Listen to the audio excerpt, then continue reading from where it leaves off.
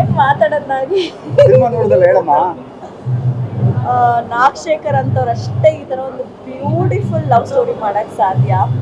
Specially ಈಗಿನ youth ಅವ್ರು ಬಂದು ಥಿಯೇಟರ್ ಅಲ್ಲಿ ಸಂಜು ವೆಚ್ ಗೀತಾ ಟೂ ನೋಡ್ಲೇಬೇಕು. ಯಾಕಂದ್ರೆ ಇತ್ತೀಚಿನ ದಿನಗಳಲ್ಲಿ ಪ್ರೀತಿ, ಆ ನಂಬಿಕೆ, ಬಾಂಧವ್ಯ ಅನ್ನೋದು ಎಷ್ಟೋ ಜನರಲ್ಲಿ ಹೋಗ್ಬಿಟ್ಟಿದೆ. ಆ ನಂಬಿಕೆ ಅನ್ನೋದು ಪ್ರತಿಯೊಬ್ರು ಬಂದು ನೋಡ್ಬೇಕು. ಈ ಸಿನಿಮಾದಲ್ಲಿ ನೋಡಿದ್ರೆ ನಿಮಗೆ ಒಂದು ಹುಡುಗಿ ಪ್ರೀತಿಯ ಒಂದು ಹುಡುಗನ ಪ್ರೀತಿ ಅದ್ರ ವ್ಯಾಲ್ಯೂ ಏನೋ ಅನ್ನೋದು ಅರ್ಥ ಆಗುತ್ತೆ. ಒಂದು ಎರಡನೇದು ನಮ್ಮ ಕರ್ನಾಟಕ ರಾಜ್ಯದಲ್ಲಿ ಸಿಲ್ಕ್ ಸ್ಯಾರೀಸ್, ನಾನು ಕೂಡ ಸ್ಯಾರಿ ಬ್ರ್ಯಾಂಡ್ ಓಪನ್ ಮಾಡಿದ್ದೀನಿ. ಅದ್ರದ್ದು ಎಷ್ಟೋ ವಿಚಾರಗಳು ನನಗೆ ಗೊತ್ತಿರಲಿಲ್ಲ. ಈ ಚಿತ್ರ ನೋಡಿದ್ಮೇಲೆ ನನಗೆ ಗೊತ್ತಾಯ್ತು ಎಷ್ಟು ಇನ್ ಡೆಪ್ತ್ ಆಗಿ ಅದ್ರ ಬಗ್ಗೆ ಎಲ್ಲ ಸೋರ್ಸ್ ಮಾಡಿದ್ದಾರೆ.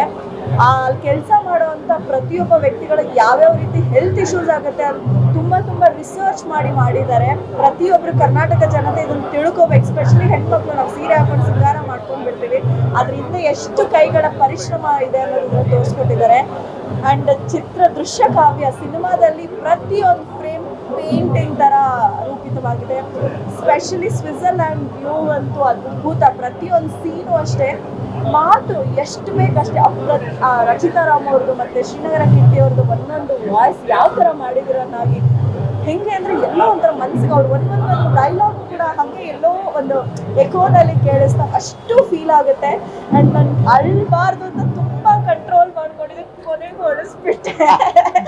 ಅದು ನಾನು ತುಂಬಾ ಇಷ್ಟಪಟ್ಟು ನೋಡಿದೆ. ಇನ್ಫ್ಯಾಕ್ಟ್ ನಾನು ಇದು ನೋಡಬೇಕು ಅಂತಿದೆ. ಸೊ ಇಡೀ ತಂಡದ ಒಟ್ಟಿಗೆ ನಾನು ನೋಡಿ ತುಂಬಾ ಖುಷಿ ಇದೆ. ಕರ್ನಾಟಕದ ಜನತೆ ಈ ಥರ ಒಂದು ಅದ್ಭುತ ಪ್ರೀತಿಯನ್ನು ತುಂಬ ಒಳಗೊಂಡಿರ್ತಕ್ಕಂಥ ಚಿತ್ರನ ಬಂದು ಥಿಯೇಟ್ರಲ್ಲಿ ನೋಡಿ ಪ್ರತಿಯೊಬ್ಬನಿಗೂ ಎಷ್ಟು ಪ್ರೀತಿ ಮುಖ್ಯ ಮತ್ತು ಈ ಥರ ಒಂದು ಚಿತ್ರನ ನಾವು ಎಷ್ಟು ಪ್ರೀತಿಸ್ತೀವಿ ಅನ್ನೋದು ನಿಮಗೆ ಗೊತ್ತಾಗುತ್ತೆ.